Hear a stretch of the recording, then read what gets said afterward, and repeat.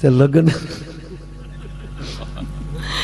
થયા હતા એટલે લઈને ઘરવાળે આભલા વાળો કબાટ લાવેલી, પહેલી વાર ઘરમાં કબાટ આવેલો આભલો.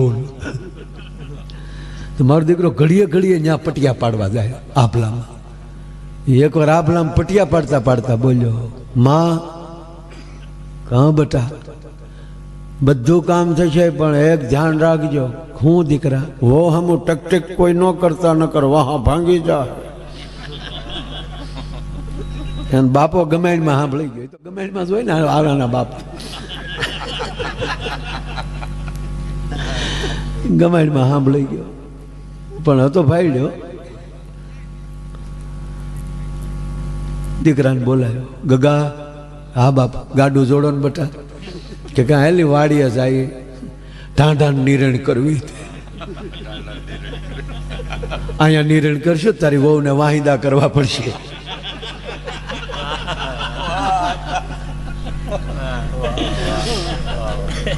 એને કરતા અહીંયા વાહિદા તારી માં કરે ને વાડીએ હું પોદળા ઉપાડી દઉં, તમે ટેસ્ટ થી રહેતા હો. ગયો વાડીએ, ગાડું છોડ નાખ્યું. ગાડું છોડ જા ગમઢમ ઢાંઢા બાંધ. ગમઢું ઢાંઢું કેવું જા બાંધ. ઓલો વાકો વાકો આમ બાંધતો હતો. બાપ પરોણો લઈને સોટી ગયો. હા હા બાપા નહીં વો હામું ટક ટક બટા. હાજે ગયો ઘીર્યો. ઘરે જઈને ઘરવાળીને કીધું, ગાંડી આમ જો આપણે નાના માણસો જાત્રાએ ન જઈ શકીએ પણ માવતર તો ચારધામની જાત્રા કરાય. ગમઢું ગમઢાએ બાપુ ગણ્યા આપ્યા ને એ અત્યારે બહુ હારી હારી જગ્યામાં નથી પડતા. એમાં વળી 15 દી થયા ને પાછું પલટી ખાધી. પાછો દાચ્યો ને આભલું આવ્યું. બા કે હા વો હામું એટલું બોલ્યો ત્યાં બાપાએ કીધું બેટા ઢાંઢા જોડો. નાના બાપા એ તો હું એમ કહેતો હતો બા વહુ કાંઈ બોલે મને કહેજો.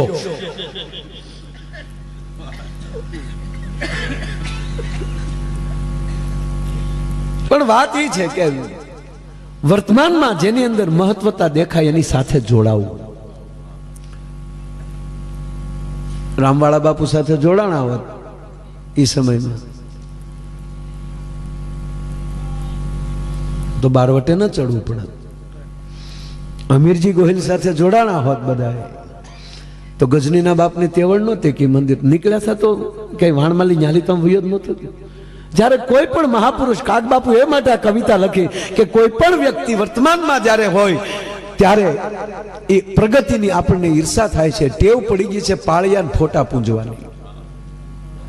જાય છે પછી એને આપણે પૂંજીએ છીએ. જાય છે ત્યારે આપણે એના પાળિયા પૂંજીએ છીએ અને એના જ ગૌરવથી પાછા જીવીએ છીએ કે અમારા હતા. પણ તેથી આપણે ક્યાં હતા? મહારાણા પ્રતાપ સાથે આપણે કેટલા, ભગવાન રામ સાથે આપણે કેટલા, ભગવાન કૃષ્ણ સાથે આપણે કેટલા કેટલા યાદવ. લિસ્ટ બનાવો. સત્ય કડવું લાગશે. અને પાછી વાત એ છે કે અમે કોઈ બાપુ ધર્મની વાતો કરી તો ટુકડા કાઢીને માફીઓ મગાવે છે. આવું કેમ બોલ્યા? તમારા બાપુજીની કાંઈ હાટું બોલ્યા. નહીં નહીં નહીં, હકારાત્મકતા લાવો, ખૂબ લાવો. યુવાન મિત્રોને પગે લાગીને કહું આપણી ઉર્જાને અંદરો અંદર ન ટકરાવો. તમારી ઉર્જાને રોડ ઉપર પ્રદર્શન ન કરો. તમારી ઉર્જાને ધર્મ માટે પ્રચલિત કરો. એક બની જાઓ. જાજા વર્ષો નથી આપણી પાસે. તલવારની ધાર ઉપર હાલ્યું જાય છે ભારત. પણ બાપુ મને ભરોસો એવો દેખાય અત્યારે કે આ નકારાત્મકતા વહી જાય ને, આ દેશની અંદરથી વિરુદ્ધાભાસ નીકળી જાય, ઈર્ષા નીકળી જાય તો 10 વર્ષમાં આ દેશ વિશ્વગુરુ બની શકે. એકલા મોદી પ્રયાસ કરે અથવા તો સંતો પ્રયાસ કરે, મહાપુરુષો વ્યાસપીઠ ઉપરથી બોલશે એ નહીં થાય. આ માણસ અહીંયા આવીને આવું બધા તમે આયોજન કરો છો અને આની અંદર અમારે તો ખાલી એક રાત આપવાની છે. પણ એ રાતના અમારા ધક્કા ફેલ ન જાય એ માટે આપણે પ્રતિષ્ઠા કરીએ છીએ, પણ આપણે પ્રતિષ્ઠ થવાનું છે. આપણે જો પ્રતિષ્ઠ થઈ જાય, આ મહાપુરુષો પોતાના ઘર બહાર મૂકીને ભેગ પહેરી લે. આ તો રામને તુલસીદાસ મળ્યા. કહેવાય ગયો બાપુ, દાન બાપુને જો તુલસીદાસ મળી ગયા હોત તો આવડો આપણા માટે બીજો કયો ભગવાન હોય શકે? તમે કલ્પના તો કરો કે એકની પીડા ઉંદરી થાય. બાપુ એઠા બોર ખાઈ એકાય પણ કોઈના પાસ્ત્રો ન સાટી એકાય. ભલા મને કલ્પના તો કરો કે એ કૂતરો થઈને જીભે જીભે લબરકા મારી લે. એક રામનો ભક્ત રામની હારો હાર વયો જાય છે. ઠાકરની માળા કરતા કરતા ઠાકરના લેવલે પોગે જ. આ અમારે અરે સાજિંદા હોય એ અમારે પ્લેનમાં નીકળી જતા હોય અને અમારા જબામ ભેગો મકોડો રહી ગયો હોય તો ન હાલો, એની ટિકિટ ન લેવી પડે. મકોડો મુંબઈ નીકળે, બોલો, ભેળો ગોઠવાઈ જાય.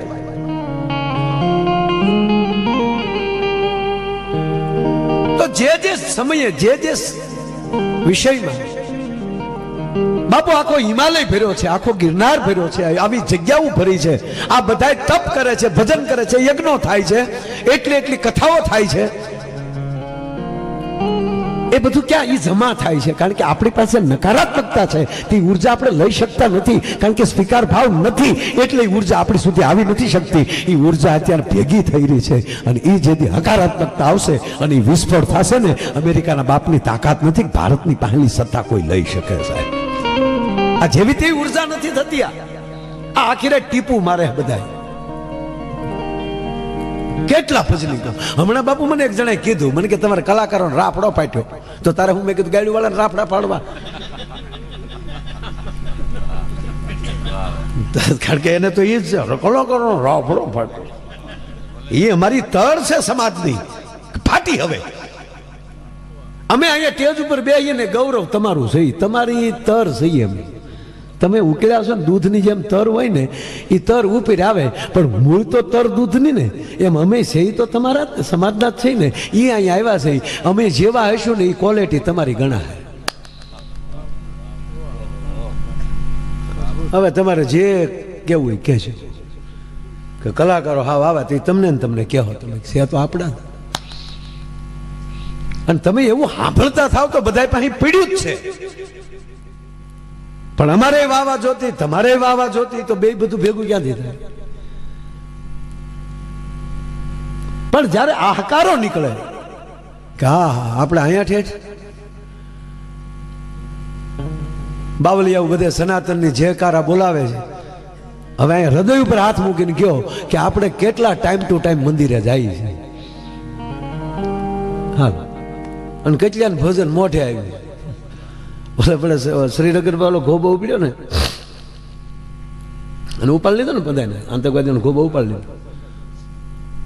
પણ મને જેથી ઘટના બની તેથી હું ન્યા હતો.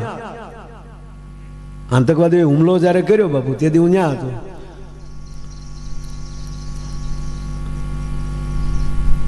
મને નવાઈ બહુ લાગી કે હારું 300 જણામાં લઈ 2 જણાને પકડી લે એવું એકેય નો નીકળ્યું. કારણ કે તમે પોપટિયાઓ થઈને ફરવા જશો તો ધર્મની ઉર્જા તમારી પાસે નહીં હોય, એ શક્તિ નહીં આવી જાય.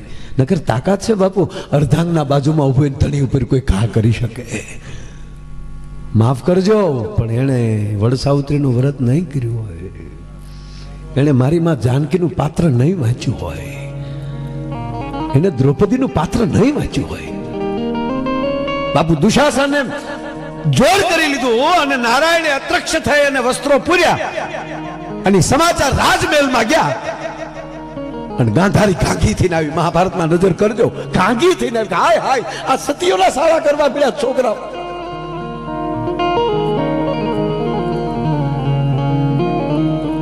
સાહેબ દ્રૌપદીનો છેડો ખેંચી દુશાસનના હાથમાં લઈ ખેંચી લીધો અને માએ પોતાનો છેડો નાખ્યો. સાહેબ માએ પોતાનો લે દુશાસન ખેંચ, માં ખેંચ લે. એને ખબર હતી કે જો દ્રૌપદીના મોઢામાંથી શ્રાપ નીકળી જશે ને તો યુદ્ધની જરૂર નહીં પડે. અને દ્રૌપદીને સાહેબ વંદન કરે છે. ગાંધારી, બેટા દીકરી દ્રૌપદી માફ કરજે. મહારાજ ધૃતરાષ્ટ્ર એમ કહે છે માગ. ઓકે, આવજો.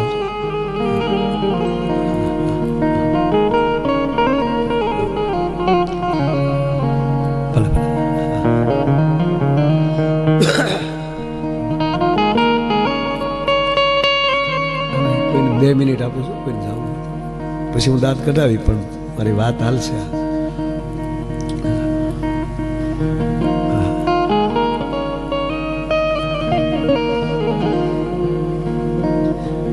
કેટલા સાંભળે એ મારા માટે જરૂર નથી. હવે નક્કી કર્યું કોણ સાંભળે છે. એ જીભું તો કોની છે નહીં, પણ કાન કોના છે એ બહુ મહત્વનું વાત છે બાપુ. કાન કોના છે, સાંભળનાર કોણ છે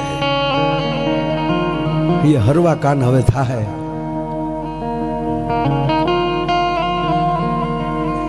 ધૃતરાષ્ટ્ર પોતે કહે છે દ્રૌપદી માગી લે, દીકરી માગ. દ્રૌપદી વિલંબ કરે છે, શું માગું આને અને શું કહું આને. ક્રોધ હેઠો નથી બેસતો.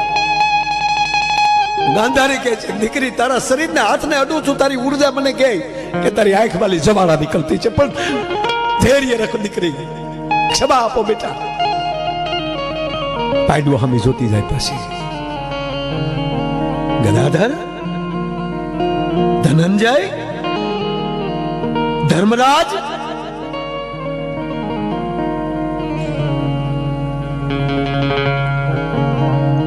સાહેબ ભીષ્મ ધ્રુજે છે ત્યારે.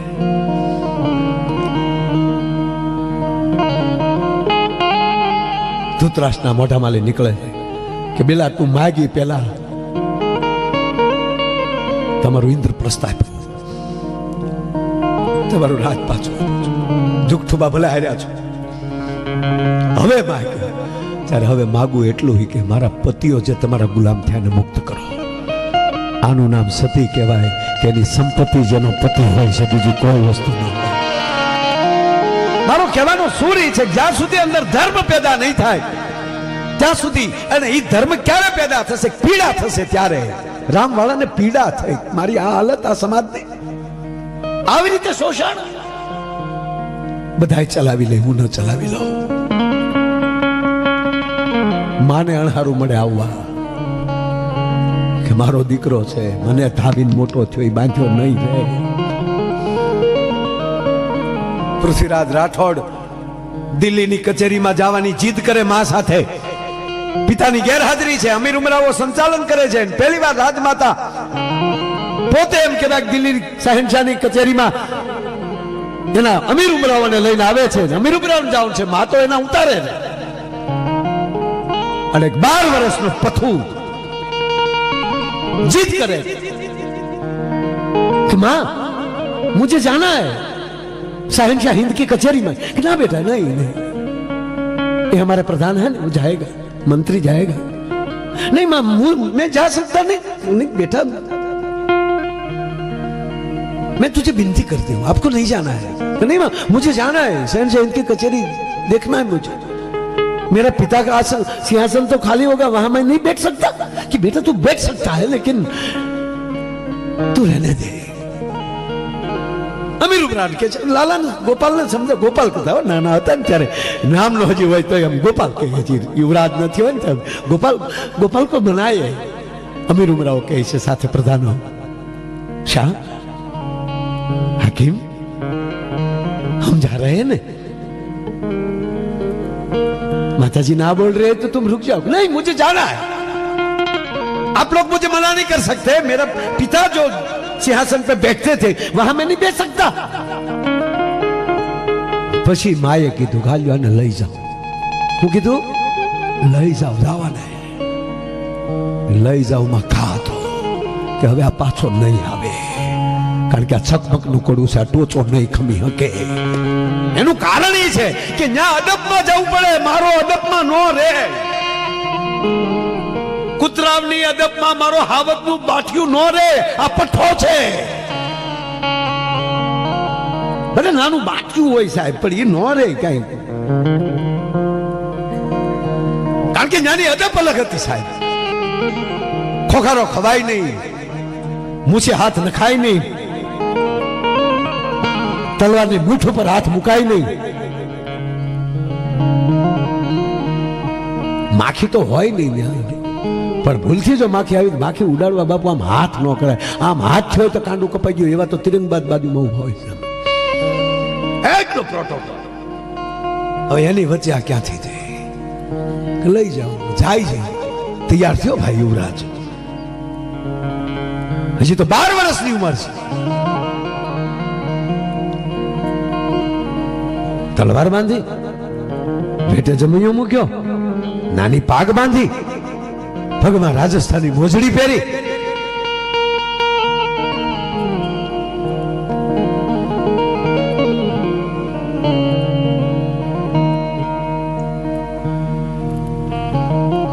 હાથીની અંબાડીએથી શહેનશાહ હિંદની કચેરીએ દિલ્હી ઉતરવું. એક હાથ તલવારની મૂઠ ઉપર રહી ગયો છે, છડાપ છડાપ છડાપ ડગલા ફરતો જાય છે. હવે ત્યાં જવામાં પ્રવેશમાં જ આમ કરતો જવાનું. આ તો આમ છે. 12 વર્ષ નિગારે સરકાર, ये शहनशाह हिंद की कचेरी है, आदाब. હું અદબ સાંભળે છે. અને એકો આડો ઉભેલો દરવાજે, એકો આડો હાથ કરીને ઉભેલો. એકો એટલે આ કાળીનો ફૂલેવરનો એ નહીં, આ તીનપતિ વાળા મોર થાય ને કે આપણી વાત આવે. એકો એને કહેવાય કે સામે 100 હથિયારધારી હોય અને એક બાજુ એકલો નિહત્થો હોય. એ હથિયાર વગરનો 100 હથિયારધારીને હરાવી દે, એને એકાનું બિરુદ મળે. એ છલાપ કરતો એકાએ આડો હાથ કર્યો. બાપુ આડો તો હાથ થયો, પણ જમણો હાથ તો તલવારની મૂઠ ઉપર હતી, ડાબા હાથની મારી ડપાટતા દાંત વાસા ખટ્ટા એક થપાટે. એમ કહેવાય ઇતિહાસ સાક્ષી છે, ખોપરી ઉડાડી નાખી દે એકાદે. અને એ જે ખોપરી જે ભીતે ભટકાણી, એનો પાણો એક હાથ બહાર કાઢી નાખ્યો.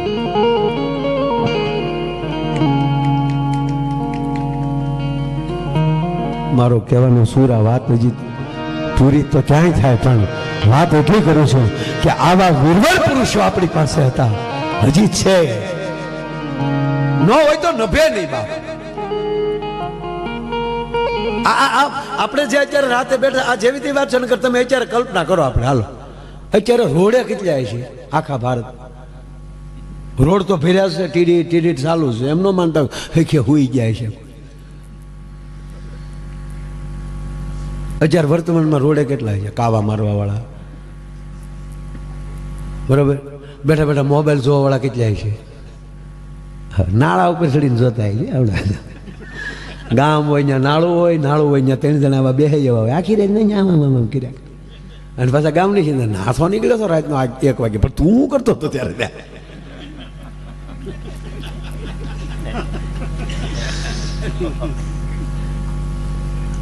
ઘડીક ઘડીક આમ વિચાર કરો. બીજી વાત, એસટી બસમાં કેટલા છે અત્યારે? આ રાતે ટ્રેનના બુકિંગ પ્રમાણે જુઓ તો બાપુ 20 કરોડ માણસ તો અત્યારે ટ્રેનમાં આટા મારતું છે. આપણે 140 કરોડ છે ને, એમાં 20 કરોડ તો રેલવેના બુકિંગના સર્વે પ્રમાણે. પછી ટિકિટો વગીને જે ગળી જાય તો નોખા,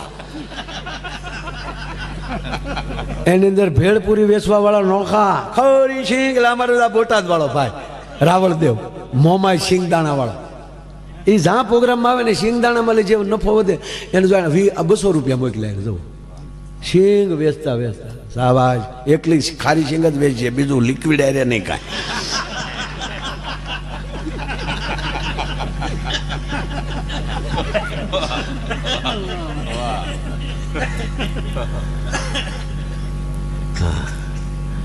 ઘણા તો અત્યારે પીતા પીતા મોઢા બગાડે કે માવઠા વાળી સિંગ આવી ગઈ લાગે.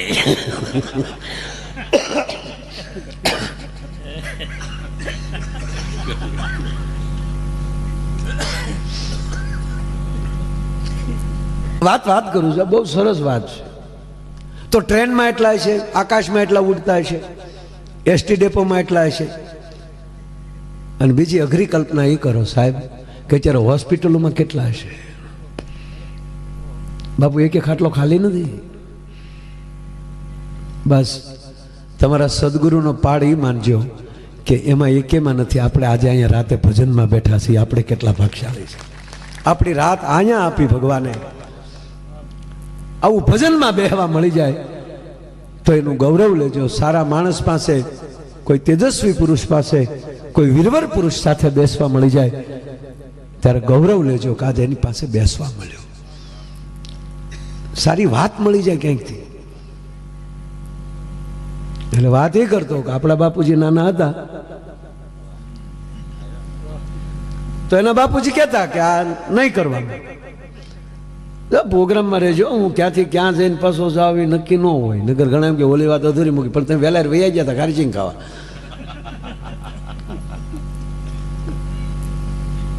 તો આપણા બાપુજી એમ કહેતા કે નહીં. પછી આપણે નાના થયા તો આપણા બાપુજી એમ કીધું કે આ નહીં કરવાનું. તો આપણે ફેર કેટલો પીડ્યો ખબર કે આપણે ખુલાસો કરવો પડે. બાપુજી શું કામ? એમ કા માટે બેટા? હા તો બરાબર, એ મારા ધ્યાનમાં નહોતું. એટલે સુધી તો જે સહી આપણે. પણ અત્યારે જે આ મોબાઈલ જો જે આવ્યું છે એ પરજા જે આવી છે એ એમ કહે છે ને કે એના બાપા કે આમ નહીં કરવાનું. તો એવું કે એ તો છે જ છે જ, તો પપ્પા તમારે થવાનું છે. નકર વૃદ્ધાશ્રમ આ દેશમાં પેદા થાય. હે હમણાં બાપુ અમે બેઠા હતા બાપુ મોરારી બાપુ પાસે, તો ગુણવંતભાઈ શાહના જમાઈ, આપણા મહાન લેખક ગુણવંતભાઈ શાહ, એમના જમાઈ આવ્યા. એ પણ સારું લખે છે, એક એક લીટીના વાક્યો લખે. એને ઘણા વાક્યો કીધા, ખૂબ સરસ મજા આવે. પણ એમાંની એક વાક્ય એને અત્યારે જે આ વાતને અડે છે એ વાત કહું. એક વાક્ય બહુ સરસ બોલ્યા. શું કીધું ખબર? કે એક બાએ એમ કીધું કે મારો દીકરો મને વૃદ્ધાશ્રમમાં મૂકી ગયો. એક માએ મને એમ કીધું કે મને મારો દીકરો વૃદ્ધાશ્રમમાં મૂકી ગયો. જે દીકરાને હું અનાથ આશ્રમમાંથી લાવી હતી.